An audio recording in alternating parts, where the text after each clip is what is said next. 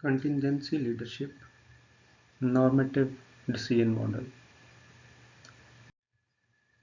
The learning objective of this lesson is to use the normative decision model to determine the most appropriate decision making style in a given situation.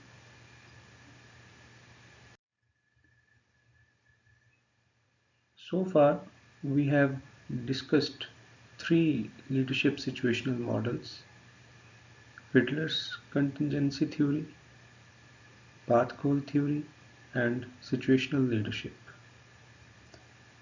Another situational leadership model is Vroom's and Jago's normative decision model.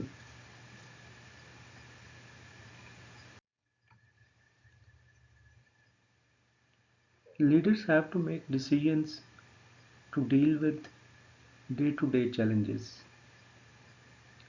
In the process, they often face the question: should they take decision at their own or involve followers in the decision-making process? Should they seek followers' input to the problem at hand? And if the answer to this question is yes, the next challenging question that they have to answer is: what should be the degree of followers' participation in decision making? The normative decision model is a research validated tool that helps leaders determine how much they should involve group in their decision making process.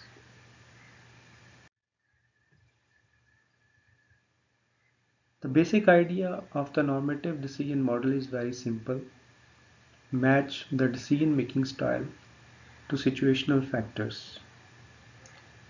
The model is based on the idea that a leader faces a problem that requires a solution. Decisions to solve the problem might be made by a leader alone or through the participation of team members while considering the situational contingencies.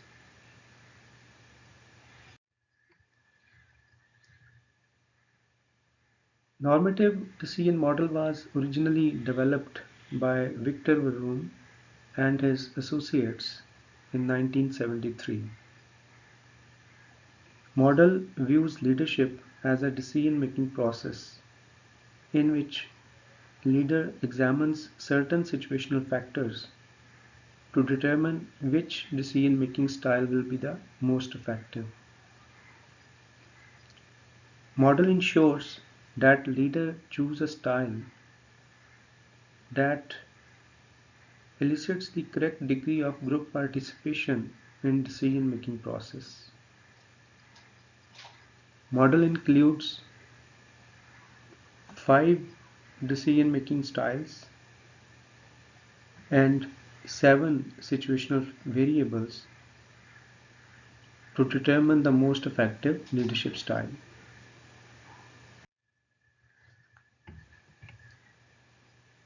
The model uses 5 levels of subordinate participation in decision making, ranging from highly autocratic to highly democratic style.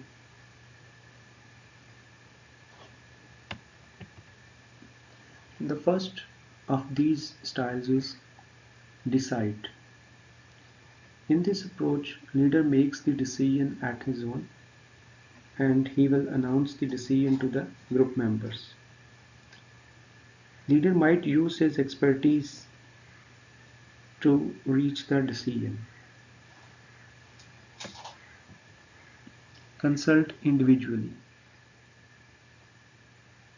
In this approach, leader presents the problem to the group members individually. He will gather their suggestions and then makes the decision. Again, though leader is consulting group members, but he is not calling them for the meeting. He will sort their suggestions individually. and then based on these suggestions he may take the decision, and decision will be taken only by the leader. Consult group. In this style, leader works with group members. He will call upon a meeting, and in the meeting everybody will give his suggestions, and finally leader will have the authority to make the decision.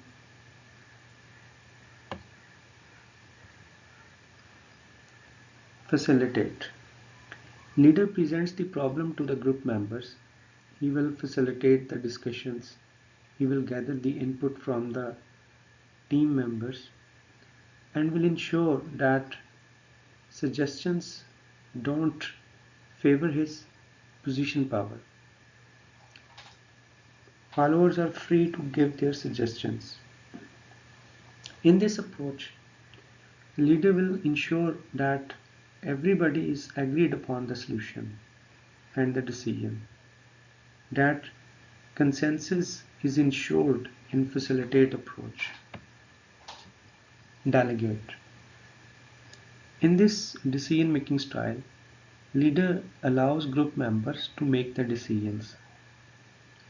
He works behind the scene, making sure that necessary resources are given to the team members so that they could reach a solution. Leader will set the limits and the boundaries that must be met while deciding about the solution. But he will allow the group members to work autonomously to reach the final decision.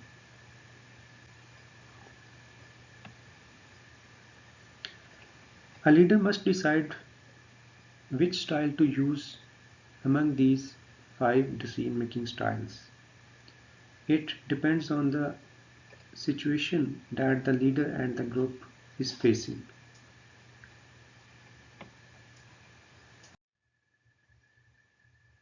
Situational factors.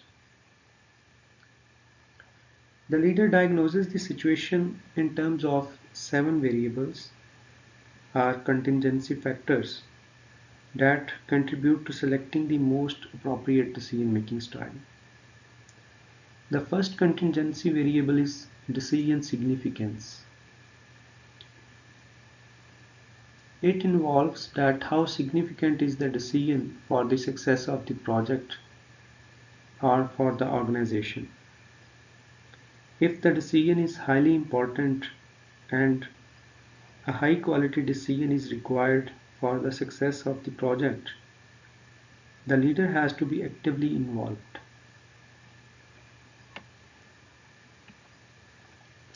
Importance of commitment. It determines that how committed team is to the decision. How important is subordinate commitment to carry out the decision?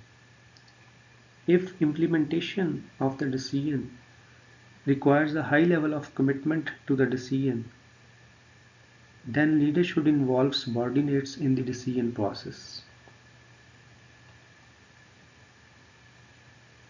Leader's expertise determines leader's knowledge in relation to the problem. That what is the level of leader's knowledge against the problem at hand. If the leader doesn't have enough amount of information, knowledge, expertise or skills, then leader should involve subordinates in the process. Likelihood of commitment. If leader were to make the decision alone, would subordinate have high or low commitment to the decision?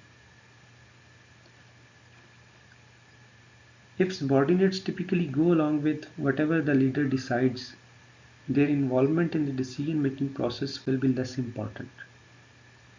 So this factor determines the degree of team's commitment to the decision, in case leader takes the decision at his own.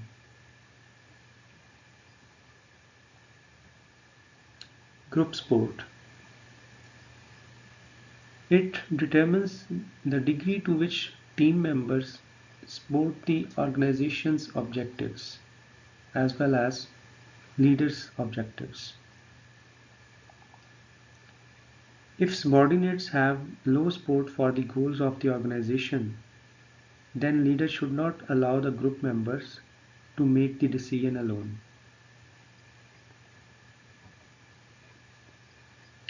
Group expertise. It determines team members' knowledge in relation to the problem.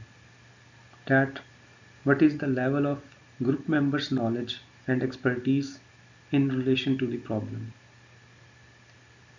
If subordinates have a high level of expertise in relation to the problem, then more responsibility for the decision can be delegated to the team members. Team competence. The team members' ability to work together in solving problems. It determines that whether subordinates have skills and high desire to work collaboratively to solve the problem. It determines the degree of their cohesion and cooperation.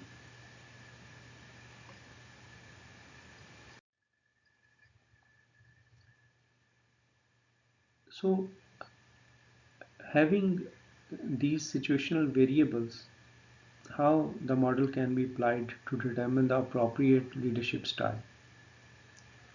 Leader must diagnose the situation, finding answers to 7 contingency variables. Each variable may be present, meaning it is high, or it may be absent, meaning it is low for the given variable. The answers are traced to the decision matrix in order to measure the correct level of team participation and hence appropriate decision style.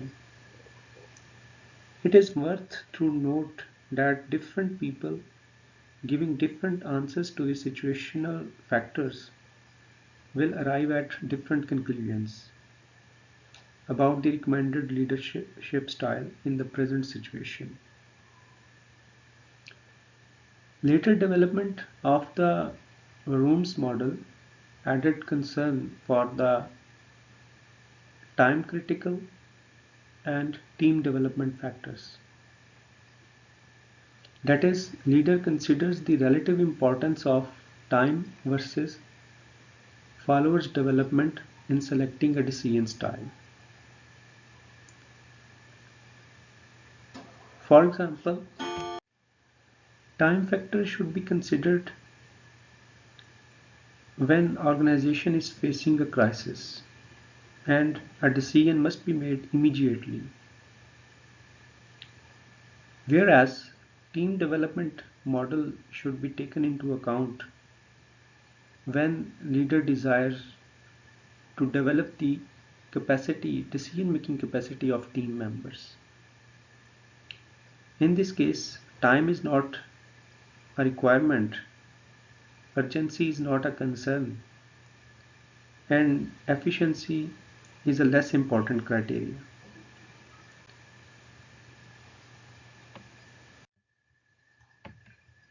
Evaluation of normative decision model. Model outlines the simple and systematic approach of decision making process in everyday life. Anyone can use this model to reach effective decision style.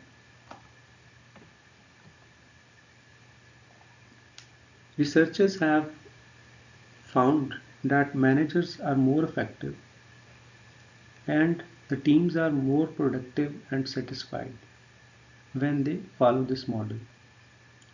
So, this model has been proven a successful approach for taking decisions in day-to-day managerial process.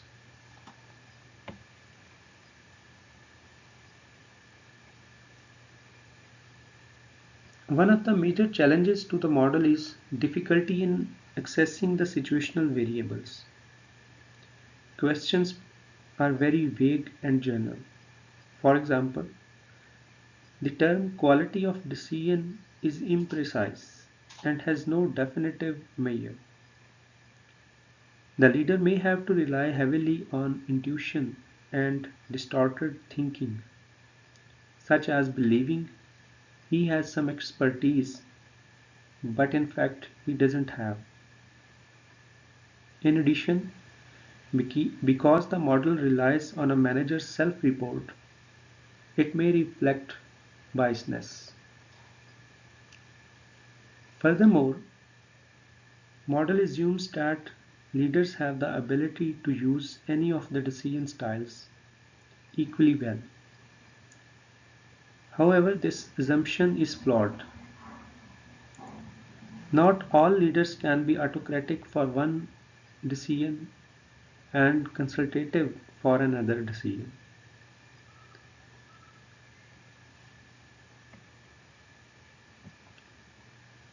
Moreover, this model doesn't consider other contingencies such as team member emotions and needs during the decision making process. Finally, the model is limited to decision making only. It doesn't involve general leadership, that is much broader concept in comparison to decision making.